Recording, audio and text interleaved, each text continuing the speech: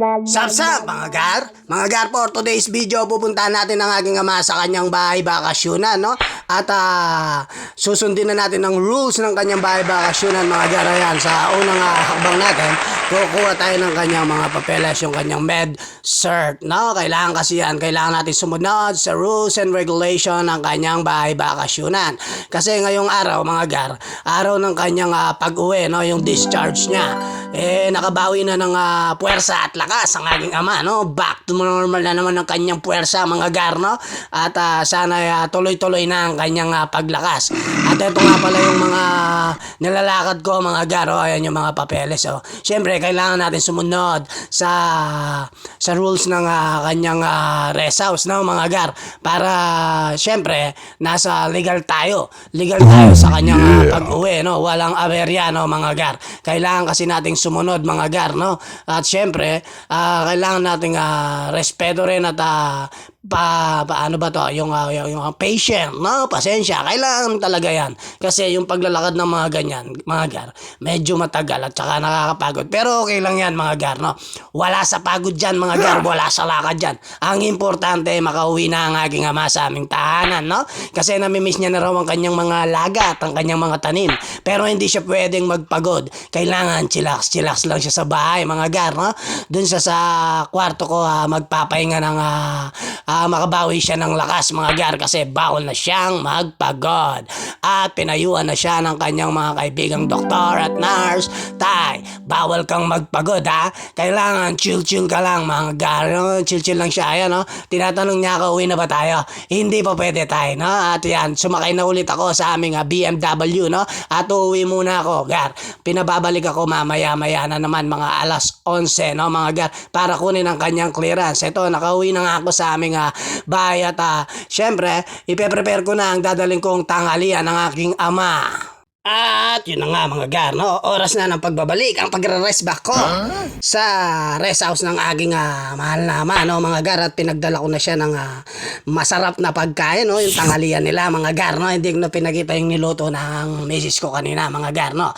At ito na nga, naglalakad na tayo sa loob ng kanyang rest house, mga gar. Siyempre, sikasuin na natin ang kanyang mga kailangang papeles, no? Mga gar, ayan, kinuha ko na yung mga mga kailangan niyang pirmahan, no, mga gar, para siya makauwi na dahil namimiss niya na nga ang aming tahanan, no? At pinuntahan ko na nga ang aking ama at pinapirmahan ko na ng kailangan niyang pirmahan, no, mga gar, no? At syempre, flex natin, tatay ko yan, no? Bumalik na ang kanyang lakas. Ayan siya, nasa tabi ko, tapos tinuturuan ko, yan, tay, basta makita mo yung may check dyan, basta may nakita kang check, pirmahan mo, tay, no? Lahat ng check dyan, pirmahan mo. Ayan, no, nagpipirmahan na kami ng aking ama, no, dahil excited na siyang makauwi sa aming tahanan dahil naboboard na raw siya dito sa bahay bakasyonan niya, no, mga gar. At kahit ganyan pa man, maraming salamat po sa nag-aalagang nurse, sa aking ama at sa kanyang doktor. Maraming salamat po sa inyong pagkalinga at pag-aalaga. At ayan na po ang clearance ng aking ama. Pinapipirmahan ko na po sa bawat station. At lumabas muna po ako dahil may kailangan akong ipapotocopy, no? Kailangan po yan para i-submit ko po dun sa nurse station, no? At kukunin ko yung kopya para may kopya kami, no? Dahil magpapacheck up pa uli ang aking ama. At yan, naglalakad na kami pa uwi, no? Sa wakas, nakalabas na rin ang aking ama, no? At tuwang-tuwa siya dahil nakita na naman niya ang labas. Hindi raw yung lagi niyang nakikita mukha ng nanay ko at apat na sulok ng kanyang kwarto, no?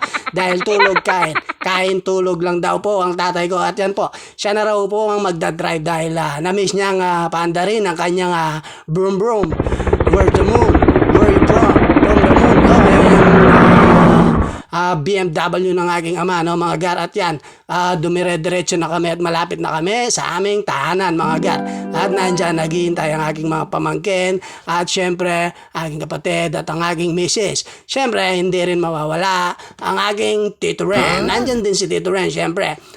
Malayo pa lang kami, tumatawa-tawa na siya, no? At kumakaway-kaway na siya. At bumaba na ako, mga gar, no, dahil ngawit na ako, no? At yan, sasalubungin na siya ng aking mga pamangkin at maya-maya pa dyan, lilitaw ang aking paboritong tito, no?